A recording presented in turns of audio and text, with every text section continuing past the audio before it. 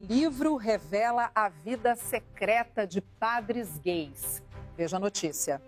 Aos 14 anos foi morar em um seminário, mas abandonou o sonho aos 21 anos de idade, depois de viver como seminarista no Pará, em Goiás, no Distrito Federal, no Rio de Janeiro, no interior de São Paulo e até na França. Brendo, que hoje é professor, resolveu contar tudo o que passou e viu nesses lugares num livro intitulado A Vida Secreta dos Padres Gays. Por que você decidiu escrever esse livro?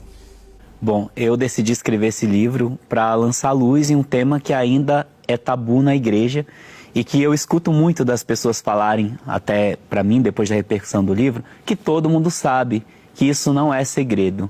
Ora, todo mundo sabe, não é segredo, mas até agora no Brasil ninguém decidiu falar sobre. Então eu quis mexer nessa ferida, nessa questão da sexualidade no clero, que é muito latente. O livro, com 215 páginas, conta episódios que vão desde a agenda de tarefas de um seminário a encontros proibidos. Quando as luzes se apagavam após a oração, é o que eu até falo no livro, existia uma vida gay pulsante. As pessoas, alguns entravam no quarto do outro para manter relações. Tinha quarto que era só de 2 pessoas. As pessoas se relacionavam entre si. Era muito comum, era muito banal. Brendo foi atrás de outras histórias semelhantes à dele para compor o livro. Então ele é um grito em meio ao silêncio da Igreja Católica quanto à sua realidade, de que seu clero é formado majoritariamente por gays. Ele diz que começou a receber ameaças. Que tipo de ameaça você recebeu? De morte, tortura. Inclusive já tem até BO por conta disso. Também procurei o Ministério Público, que está acompanhando, e uma ONG de direitos humanos. Então, agora eu me sinto um pouco mais confortável em saber que tem pessoas que estão ali me ajudando de alguma forma a lidar com isso. A experiência pessoal do autor é a grande protagonista da publicação. O padre abusador. Comecei a me confessar com um padre visitante. Durante um dos atendimentos, confidenciei que havia me masturbado, um pecado grave, segundo a moral da igreja. O padre começou a pedir detalhes.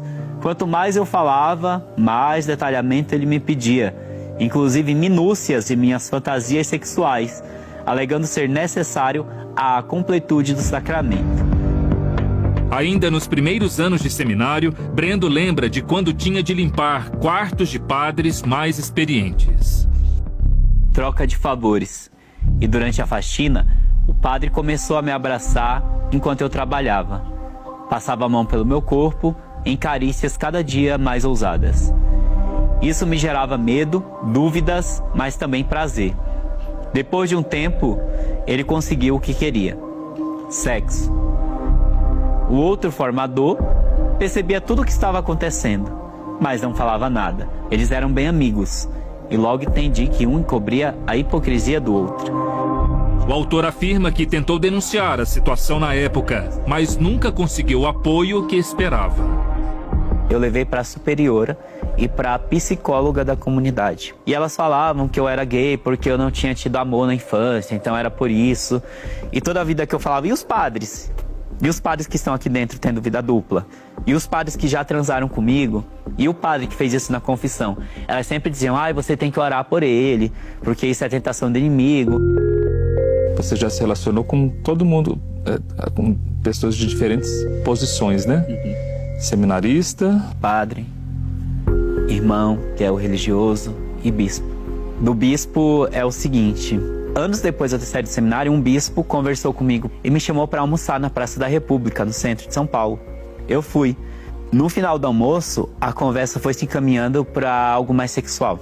E aí a gente foi para um motel, tivemos um momento de pegação e depois ele foi embora. Semanas depois ele me chamou para sair de novo. Esse bispo, ele chegou a ser reitor quando era padre do Santuário de Aparecida. Nas viagens eclesiásticas, Brendo diz que havia uma programação paralela que ninguém, ao participar das missas, poderia imaginar. Nessa viagem de férias, a gente foi ao centro da cidade. E tinham garotos pobres vendendo coisas na feira. Ele levou os 2 meninos para um motel junto comigo, enquanto seminarista, ele padre, e mais 2 garotos para o motel. E no final ele pagou os meninos e os deixou assim próximo da casa deles. Em outra viagem, dessa vez à capital paulista, Brendo diz que se encontrou com um padre e os dois foram juntos a uma boate gay.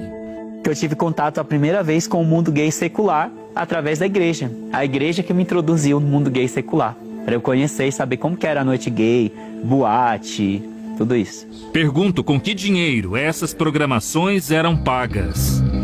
Então o dinheiro, o dízimo dos fiéis, mantém essa vida dúbia, que é um desrespeito a essas pessoas, muitas das vezes simples, humildes, e aí esses padres e bispos não respeitam esse dinheiro suado das pessoas para manter a sua vida dupla.